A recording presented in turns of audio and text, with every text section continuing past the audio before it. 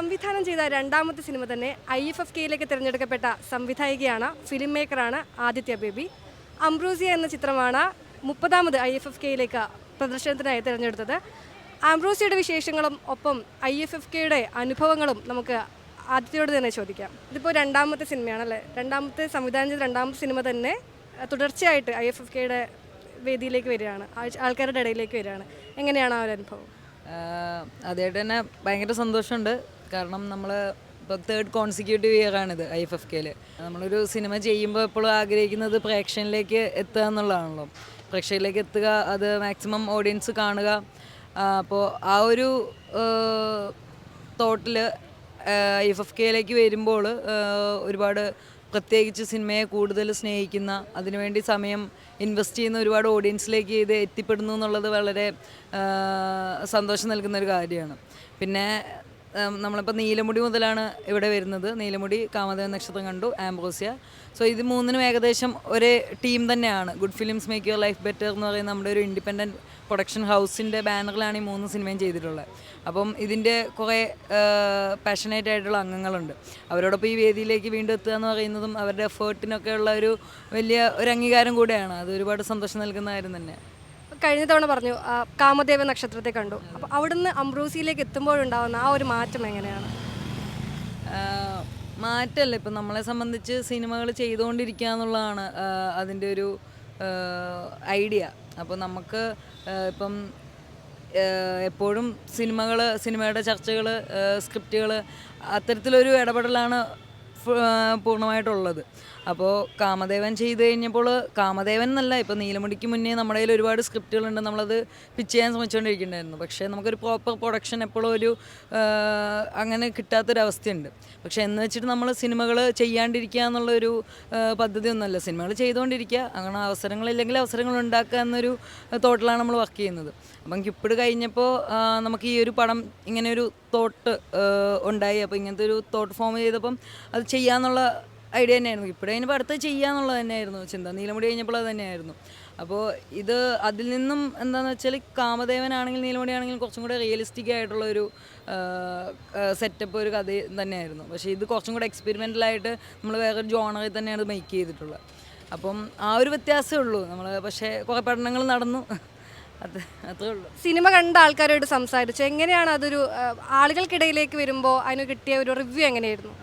പലരും സംസാരിച്ചത് എന്താണെന്ന് വെച്ചാൽ, അവരിപ്പം ഈ നീലമുടിയും കാമദേവനും ആണല്ലോ ഓൾറെഡി നമ്മുടെ ടീമിൻ്റെ സൈഡിൽ നിന്ന് കണ്ടിട്ടുള്ള വർക്കുകൾ. അപ്പോൾ അതിൽ നിന്നും എക്സ്ട്രീംലി ഡിഫറെൻ്റ് ആയിട്ടാണ് നമ്മൾ ഇത്തവണ ചെയ്തിട്ടുള്ളത്. കാരണം അത് അബ്സേർഡ്, ഫാൻറ്റസി ആൻഡ് സറ്റേജ് ജോണറിലാണ് മേക്കിംഗ് തന്നെ. അപ്പോൾ വിഷ്വലി ആണെങ്കിലും അതിൻ്റെ ടെക്നിക്കലി ആണെങ്കിലും അതിൻ്റെ പ്ലോട്ട് ആൻഡ് കണ്ടൻറ്റ് തന്നെ വളരെ ഡിഫറെൻ്റ് ആണ് മറ്റേതിൽ നിന്നും. അപ്പം അവരെല്ലാവരും എടുത്തു പറയുന്ന ഒരു കാര്യം ഇത് തന്നെയാണ്. കാരണം നമ്മൾ നീലമുടി ചെയ്ത ഒരു ടീമിൽ നിന്നും ഇങ്ങനത്തെ ഒരു വർക്ക് വരുമ്പോൾ എത്രത്തോളം അത് അതിൻ്റെ ടെക്നിക്കലി ആണെങ്കിലും അതിൻ്റെ മൊത്തത്തിലുള്ള മേക്കിംഗ് സ്റ്റൈലിൽ എത്രത്തോളം ഡിഫറൻസ് വന്നു എന്നുള്ള സാധനമാണ് കൂടുതൽ ആൾക്കാരും എടുത്തു പറയുന്നത്. കാരണം ഇപ്പം നീലമുടി ആണെങ്കിലും കാമദേവനാണെങ്കിലും അതിൻ്റെ ഒക്കെ ഏകദേശം 160, 270 അതിൻ്റെ ബഡ്ജറ്റ്. നമ്മൾ കുറച്ചും കൂടെ വലിയ ക്യാൻവാസിലാണ് ചെയ്തത്. അപ്പം അതിൻ്റെ ഒരു ഔട്ട് കൃത്യമായിട്ട് പുറത്തേക്ക് വരുന്നുണ്ട്. അപ്പം ആ കാര്യങ്ങളാണ് പ്രേക്ഷകർ കൂടുതൽ പങ്കുവെക്കുന്നത്. ഈ അംബ്രോസിയ എന്ന് പറയുന്നൊരു പേരിൽ തന്നെ ഒരു കൗതുകമുണ്ട്. അത് നമ്മൾ അത്ര ഫെമിലിയർ ആയിട്ടില്ലല്ലോ. ആ വേർഡിലേക്ക് അല്ലെങ്കിൽ ആ പേരിലേക്ക് എത്തിയത് എങ്ങനെയാണ്? ആംബ്രോസിയ എന്ന് പറഞ്ഞാൽ ഒരു ഗ്രീക്ക് ടേമാണ്. അതിൻ്റെ അർത്ഥം എന്ന് പറയുന്നത് ഫുഡ് ഓഫ് ഗോഡ്സ്, അല്ലെങ്കിൽ ഇമ്മോർട്ടാലിറ്റി ഗ്രാൻഡ് ചെയ്യുന്ന ഫുഡ്, അമരന്മാരുടെ ഭക്ഷണം എന്നൊക്കെയാണ്. സോ നമ്മളിത് ഗ്രീക്ക് മിത്തോളജിയിലാണ് ഈ ടേം ഉള്ളത്, നമ്മളിത് ചെയ്തിട്ടുള്ളത്. ആക്ച്വലി ഇതേ കോൺസെപ്റ്റ് ഇന്ത്യൻ മിത്തോളജിയിൽ ഇതേ കോൺസെപ്റ്റ് ഉണ്ട്. ഇപ്പം അമൃത് എന്ന് പറയുന്ന കോൺസെപ്റ്റ് നമുക്ക് ഫെമിലിയറാണ്. അമൃത് എന്ന് പറയുന്ന സിമിലർ കോൺസെപ്റ്റാണ് ഗ്രീക്ക് മിത്തോളജിയിലെ ആംബ്രോസിയ എന്ന് പറയുന്നത്.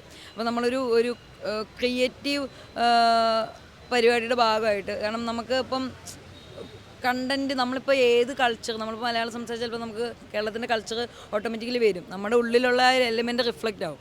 സോ നമുക്കൊരു വേറൊരു കൾച്ചറൽ അഡാപ്റ്റേഷൻ്റെ ഒരു ഭാഗമായിട്ട് നമ്മൾ ഗ്രീക്ക് മിത്തോളജി ചൂസ് ചെയ്തത്. അപ്പോൾ അങ്ങനെയാണ് ആംബ്രോസിയ എന്നുള്ളൊരു ടൈറ്റിലേക്ക് പോയത്. അങ്ങനെയാണ് അതൊരു സിനിമയുടെ ഒരു കോറായിട്ട് വരുന്നത്. നീലമുടി പറഞ്ഞു, നീലമുടിയിൽ അഭിനയിക്കുമായിരുന്നു. ഏതാണ് കുറച്ചും കൂടി കംഫർട്ടായിട്ട് തോന്നുന്നത്, അഭിനയമാണോ അല്ല സംവിധാനമാണോ? അല്ല, എന്നെ സംബന്ധിച്ച് ഞാൻ എല്ലാം ചെയ്യും എന്നുള്ളൊരു തോട്ടിൽ വർക്ക് ചെയ്യുന്ന ആളാണ്. കാരണം അതിപ്പോൾ അഭിനയവും സംവിധാനം എന്ന് മാത്രമല്ല, ഞാൻ എല്ലാം ചെയ്യാൻ റെഡിയാണ്. ഞാൻ മനസ്സിലാക്കുന്ന ഒരു ആക്ടറിന് എപ്പോഴും വേണ്ടത് ഈ ഒരു റെഡിനെസ്സാണെന്നുള്ളതാണ്. അതിനെ ഒരുപാട് ഹെൽപ്പ് ചെയ്തിട്ടുണ്ട് വർക്ക് ചെയ്യുന്ന സമയത്ത്. ഞാനൊരു തിയേറ്റർ സ്റ്റുഡൻ്റ് ആയിരുന്നു. ഞാൻ തിയേറ്ററാണ് ഇപ്പോഴും പഠിപ്പിക്കുന്നതും തിയേറ്ററാണ്.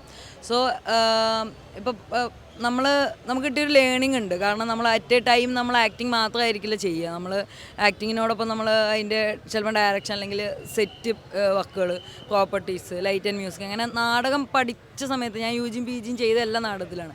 പഠിച്ച സമയത്ത് ഇങ്ങനത്തെ കുറേ ലേണിംഗ് കിട്ടിയിട്ടുണ്ട്. സോ അത് സിനിമയിലേക്ക് വരുമ്പോൾ ഈ നാടകത്തിൻ്റെ ബാക്ക്ഗ്രൗണ്ട് ഒരുപാട് ഹെൽപ്പ് ചെയ്തിട്ടുണ്ട്. അത് ആക്ടിങ്ങിൽ മാത്രമല്ല, ഈ എല്ലാം ഇപ്പം നമ്മൾ ഇതിപ്പോൾ ആംബ്രോസിയയിൽ ഞാൻ അതിൻ്റെ ലീഡ് ക്യാരക്ടർ ചെയ്തിട്ട് ഉള്ളത്.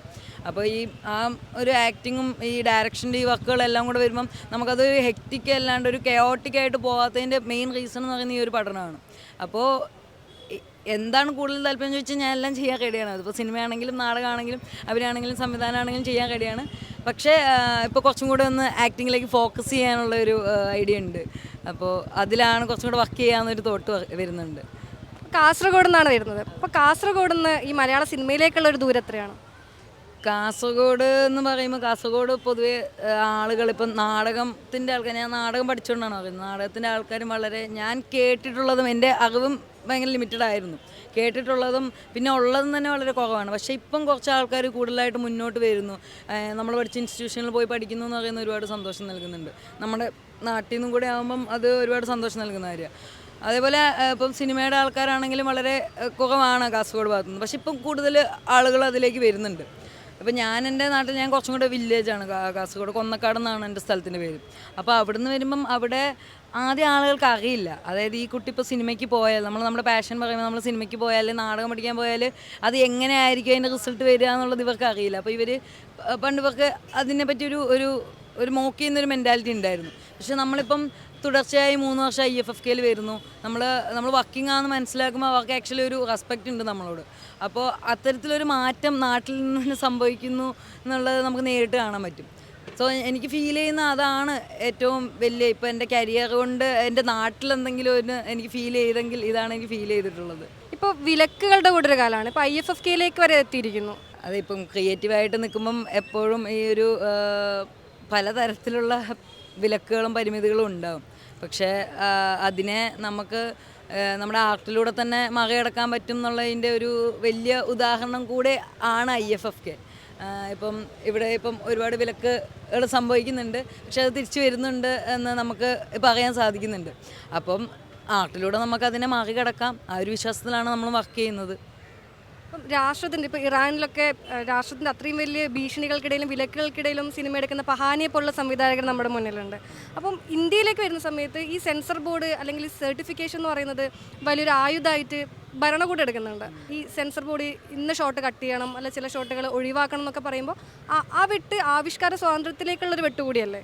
അതെ, ആവിഷ്കാര സ്വാതന്ത്ര്യത്തെ ഭയങ്കര ഭീകരമായിട്ട് ബാധിക്കുന്നുണ്ട്. പക്ഷെ നമുക്ക് നമ്മുടെ ചുറ്റുമുള്ള ഒരു പൊളിറ്റിക്കൽ അവസ്ഥയെ പറ്റി നമ്മളെല്ലാവരും ബോധ്യവാന്മാരാണ്. പക്ഷെ എനിക്ക് തോന്നുന്നത് അതിനെയൊക്കെ മറികടന്നുകൊണ്ട് ആൾക്കാർ വരുന്നു എന്നുള്ളതിന് ഉദാഹരണമാണ് ഇപ്പോൾ ഇത്രയും സംവിധായകർ IFFKയിൽ അവരുടെ സിനിമകൾ, ഇത്രയും ക്യാൻസലായിട്ടും സിനിമകൾ വന്നുകൊണ്ടിരിക്കുന്നത്, വീണ്ടും അതിനെ കൊണ്ടുവന്നുകൊണ്ടിരിക്കുന്നത്. സോ ഓഡിയൻസ്, പ്രേക്ഷകൻ അത് ആവശ്യപ്പെടുന്നുണ്ട്. ഇപ്പം ഇന്നലെ ഈ ഒരു വിലക്കെന്നുള്ള ഒരു സാധനം വന്നപ്പോൾ കുറേ പേര് ഇവിടെ പ്രൊട്ടസ്റ്റ് നടത്തിയിരുന്നു. സോ ഓഡിയൻസ് അതിനെതിരെ നിൽക്കാൻ അവർ സംഘടിതമായി തയ്യാറാവുന്നു എന്നുള്ളത് നമ്മുടെ സിനിമകൾക്ക് തന്നെ, അല്ലെങ്കിൽ ഈ ഒരു വിലക്കിന് കിട്ടുന്ന ഒരു ഏറ്റവും വലിയ അടിയായിട്ട് എനിക്ക് ഫീൽ ചെയ്യാറുണ്ട്. സോ അതന്നെ നമുക്ക് ആർട്ടിലൂടെ ഇത് മറികടക്കാൻ പറ്റുമെന്ന് പ്രതീക്ഷിക്കുന്നു. സ്ത്രീ സംവിധായികയാണ് അല്ലെങ്കിൽ അഭിനേത്രിയാണ്. അപ്പം IFFKയിൽ ഒരു സ്ത്രീ പ്രാതിനിധ്യം എത്രയുണ്ട്? IFFK ഇപ്പം ലാസ്റ്റ് ഇയറാണ് എനിക്ക് തോന്നുന്നത് ഏറ്റവും കൂടുതൽ സ്ത്രീ പ്രാതിനിധ്യം ഉണ്ടായിരുന്ന ഒരു, ഇപ്പോഴും ഇല്ല എന്നല്ല, ലാസ്റ്റ് ഇയർ, കാരണം അത് ഭയങ്കര വിസിബിളായിരുന്നു. 52 സ്ത്രീ സംവിധായകർ, അതിൽ മലയാള സിനിമ ടുഡേയിൽ ഞാനുൾപ്പെടെ 4 സ്ത്രീകൾ, അപ്പോൾ അവരുടെ സിനിമകൾ. അപ്പം സ്ത്രീ പ്രാതിനിധ്യം വളരെ ഉയർത്തിക്കാട്ടുന്ന ഒരു വേദി തന്നെയാണ് IFFK. ലാസ്റ്റ് ഇയർ വന്ന ഒരുപാട് ആൾക്കാരിൽ നിന്ന് കേട്ട് മനസ്സിലാക്കിയത്, അവരൊരു സിനിമയായിട്ട് മുന്നോട്ട് പോകുമ്പോൾ അവരെ ജെൻഡർ എന്നൊരു കാരണം കൊണ്ട് അവർക്ക് ഒരുപാട് ബുദ്ധിമുട്ടുകൾ സഹിക്കേണ്ടി വരുന്നു എന്നുള്ള ഒരു കാര്യമാണ് മനസ്സിലാക്കിയത്. പക്ഷേ IFFK പോലുള്ള ഒരു വേദി ജെൻഡറൊന്നോ അങ്ങനെയൊന്നും അല്ലാണ്ട് സിനിമ എന്ത് സംസാരിക്കുന്നു ഒരു രീതിയിലേക്ക് വരുമ്പോൾ IFFK പോലുള്ളൊരു വേദി വളരെ വലിയ ഓപ്പർച്യൂണിറ്റി ആയിട്ട് അവർക്ക് വന്നിട്ടുണ്ട്. കാരണം എനിക്കും അത് വളരെ അധികമായിട്ട് ഫീൽ ചെയ്തിട്ടുണ്ട്. സോ വളരെ സ്ത്രീ പ്രാതിനിധ്യത്തിൻ്റെ കാര്യത്തിൽ IFFK വളരെ ഫോർവേഡായിട്ടുള്ളൊരു പ്ലാറ്റ്ഫോമാണ്. അപ്പോൾ ഇനിയും പുതിയ സിനിമകളും ആശയങ്ങളുമായിട്ട് IFFK വേദിയിലുണ്ടാവും അല്ലേ? IFFKയിൽ ഇനിയും വരണമെന്ന് തന്നെയാണ് ആഗ്രഹം. IFFK ആയിട്ട് സിനിമ ചെയ്യണമെന്നല്ല, നമുക്ക് നമ്മുടെ സാഹചര്യം കൊണ്ട് നമുക്ക് വേറൊരു വേദി നമുക്ക് ഇത്രയും ആക്സസ് ചെയ്യാൻ പറ്റില്ല. അതായത് നമുക്കിപ്പം പ്രേക്ഷകരിലേക്ക് എത്തിക്കാൻ നമ്മളൊരു സിനിമ ഷൂട്ട് ചെയ്യുന്നതും കുറച്ച് എളുപ്പമാണ്, പക്ഷെ അതിൻ്റെ മാർക്കറ്റിംഗ് സൈഡ് വരുമ്പം എപ്പോഴും ഭയങ്കര ഒരു നമുക്ക് അറിവില്ലായ്മയുടെയും ഇല്ല മറ്റ് പല സാമ്പത്തിക പ്രശ്നങ്ങളുടെയൊക്കെ കാരണം കൊണ്ട് നമുക്ക് എത്താൻ പറ്റുന്നില്ല, നമുക്ക് ജനങ്ങളിലേക്ക് ഇത് എത്തിക്കാൻ പറ്റുന്നില്ല. അപ്പോൾ ആ ഒരു സാഹചര്യത്തിൽ IFFK ഒരു വലിയ വേദി ഒരുക്കുന്ന സമയത്ത് നമുക്ക് കുറച്ചും കൂടെ അത് ആ ഒരു ഓപ്പർച്യൂണിറ്റി വളരെ നന്നായിട്ട് യൂസ് ചെയ്യാൻ പറ്റുന്നുണ്ട്. സോ ഇനിയും IFFKയിലും വരണമെന്നാണ് ആഗ്രഹം. അപ്പോൾ വലിയ വലിയ സിനിമകളും നല്ല നല്ല സിനിമകളും ചെയ്തുകൊണ്ടേയിരിക്കും. അത് IFFKയിൽ വരട്ടെ എന്ന് ആഗ്രഹിക്കുന്നു. Thank you so much.